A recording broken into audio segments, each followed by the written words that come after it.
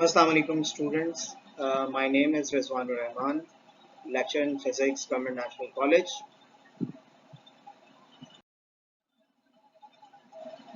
Today we will talk about chapter number 3, and the topic is the second lecture related to acceleration and tension.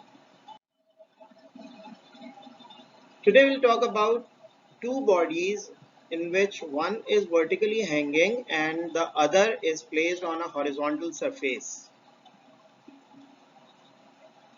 There are the considerations.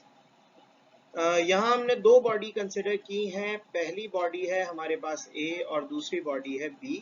इस तरह कि पहली body का मास m1 और दूसरी body का मास m2 है। The body A is vertically hanging here, where the body B is placed on a horizontal surface. पहली बॉडी का वेट W1 और दूसरी बॉडी का वेट W2 है।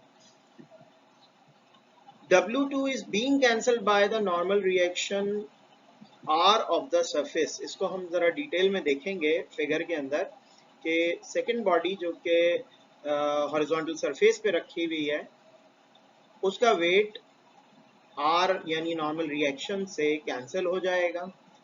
Bodies are attached to the string passing over a frictionless पुली।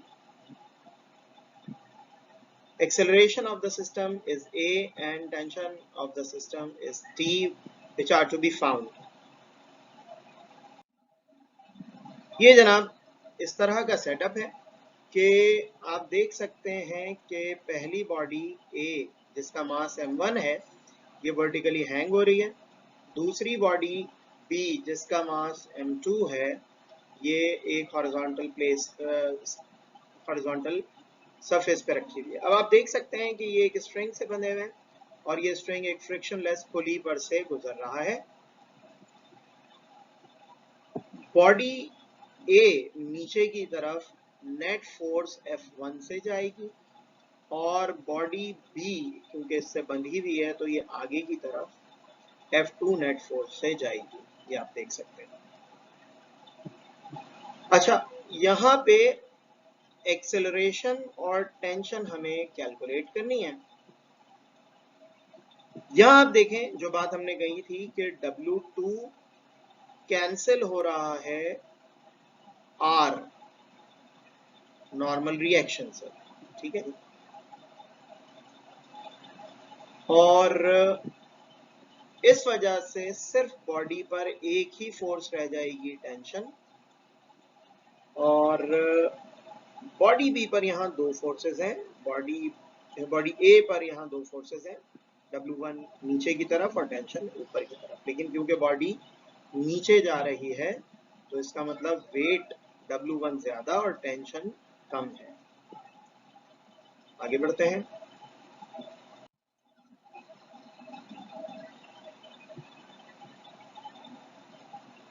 सबसे पहले हमने downward motion solve करनी है बॉडी ए की। क्योंकि वेट ज्यादा और टेंशन कम है तो W1 माइनस T हो जाएगा। बड़ी फोर्स में से छोटी फोर्स को हम माइनस कर देंगे, which will be equal to the net force F1। F according to second law ma के बराबर होता है तो F1 की जगह m1a आ जाएगा। वेट mg के बराबर होता है तो W1 की जगह m1g आ जाएगा माइनस T। इसे हमने नाम दे दिया इक्वेशन नंबर 1 का। अब हम सॉल्व करेंगे forward motion of body B जो कि इस तरह है। क्योंकि W2 और नॉर्मल रिएक्शन कैंसिल हो गए तो सिर्फ F2 जो कि आगे की तरफ बॉडी बी को लेके जा रही है ये बराबर हो जाएगी टेंशन T के, और F2 की जगह हम m2a प्लेस कर देंगे। ये बन जाएगी इक्वेशन नंबर 2। एक्सेलरेशन फाइंड करेंगे। क्योंकि पहली बॉडी पहली बॉडी जो है वो वर्टिकली हैंगिंग है तो इसका केस प्रीवियस केस के से बिल्कुल सिमिलर होगा। तो हम एक्सेलरेशन का एक ऐसा फॉर्मूला मालूम करना चाहते हैं जिसमें टेंशन ना हो। इसके लिए हम ऐड करेंगे इक्वेशन 1 और इक्वेशन 2 को। इक्वेशन 1 है m1a equals to m1g minus T, और इक्वेशन 2 है m2a इक्वल्स टू टी। आप देख रहे हैं कि इक्वेशन 1 में t नेगेटिव और इक्वेशन 2 में t पॉजिटिव है, तो ये कैंसिल हो जाएंगे और आपके पास बचेगा m1a plus m2a equals to m1g। a common आ जाएगा, आपके पास आ जाएगा m1 plus m2 into a equals to m1g। m1 plus m2 पूरा ब्रैकेट मल्टीप्लाई हो रहा है, नीचे जाके डिवाइड हो जाएगा, तो आपके पास a will be equal to m1 upon m1 plus m2 whole multiplied by g आ जाएगा। ये एक्सेलरेशन का फॉर्मूला है इस केस में। अब फाइंड करना है हमें टेंशन t।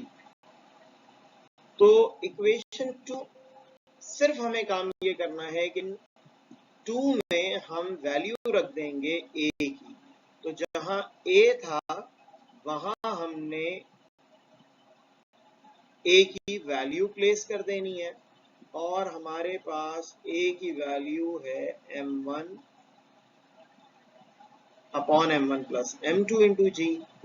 m2 पहले से लिखा हुआ था, ये मल्टीप्लाई हो जाएंगे आपस में, और मल्टीप्लाई होने पर आपके पास वैल्यू आ जाएगी t equals to m1 plus m2g upon m1 plus m2। ये सेकंड केस में टेंशन हमारे पास आ गई।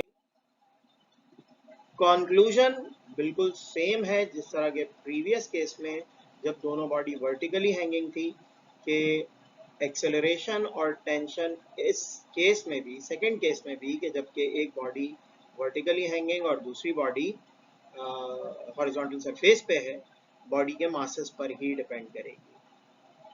उम्मीद करता हूँ ये लेक्चर आपको समझ आया होगा, और अगर कोई क्यूरी हो तो आप मुझसे कमेंट में सवाल कर सकते हैं। Thank you.